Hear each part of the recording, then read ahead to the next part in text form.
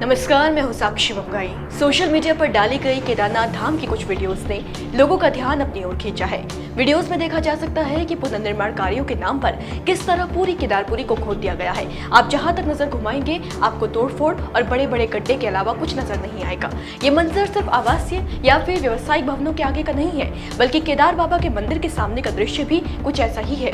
बाबा केदार के मंदिर के आगे का रास्ता भी इसी तरह खोद डाला गया है। केदारनाथ धाम से सामने आई तस्वीरों को देखने के बाद लोगों ने कई सवाल खड़े किए हैं। पहला प्रश्न तो यही है कि यात्रा शुरू होने में सिर्फ 15 दिन का समय बाकी है। क्या 15 दिनों के अंदर अंदर जिस उद्देश्य से तोड़फोड़ की गई है वो काम पूरा कर लिया जाएगा? अगर नहीं तो यात्रा शुरू होने से ठीक पहले इतनी बड़ी ड्राइव चलाने की क्या जरूरत थी?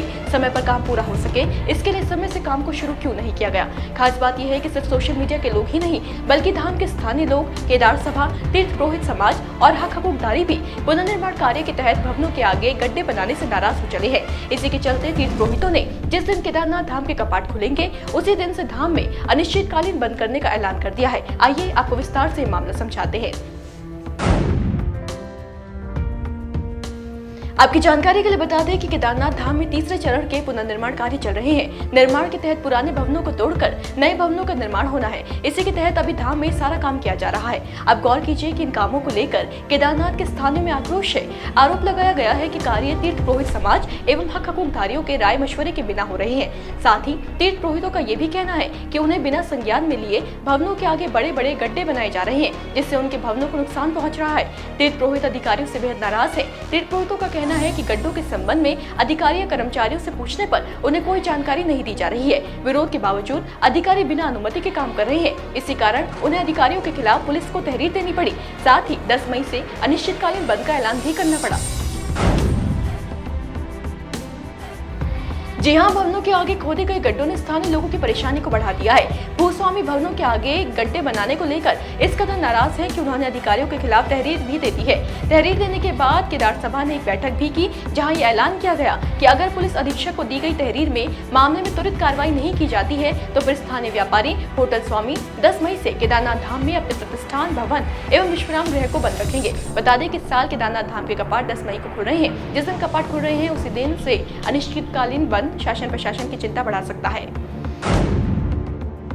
देखिए, बात यहाँ सिर्फ ये नहीं है कि केदारनाथ में हो रही तोड़फोड़ को अनुयोजित बताया जा रहा है, लोगों से बिना सलाह लिए ही काम किए जा रहे हैं, बल्कि फिक्र का एक बड़ा विषय ये भी है कि 10 मई की तारीख बहुत दूर नहीं है, बल्कि इतनी करीब है कि जिस काम को फैलाया गया है उसे समेटे जाने के लिए शायद इतनी अवधि काफी नहीं होगी। ऐसे में इंटरनेट पर विरोध के कई स्वर बुलंद हो गए हैं। कोई पूछ रहा है कि समय पर काम शुरू क्यों नहीं किया गया। किसी की शिकायत यह है कि निर्माण के नाम पर ध्वस्तीकरण का कार्य क्यों किया जा रहा है। बहुत लोगों ने सवाल किया है कि केदारनाथ यात्रा शुरू होने से ठीक पहले अधिकारियों की लापरवाही किसकी जिम्मेदारी है। कुल मिलाकर यात्रा खुलने से पहले शासन प्रशासन की चुनौतियां बढ़नी शुरू हो गई है। अब यात्रा को तो सफल बनाना है ही, पर उससे पहले इन सवालों के जवाब भी देने होंगे।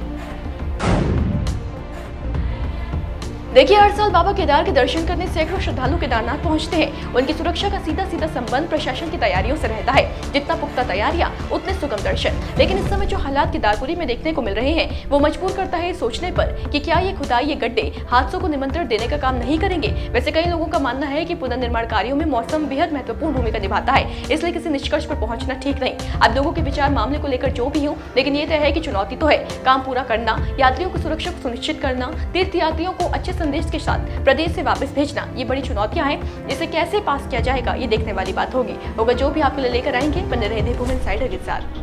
डाउनलोड करें देवभूमि इनसाइडर।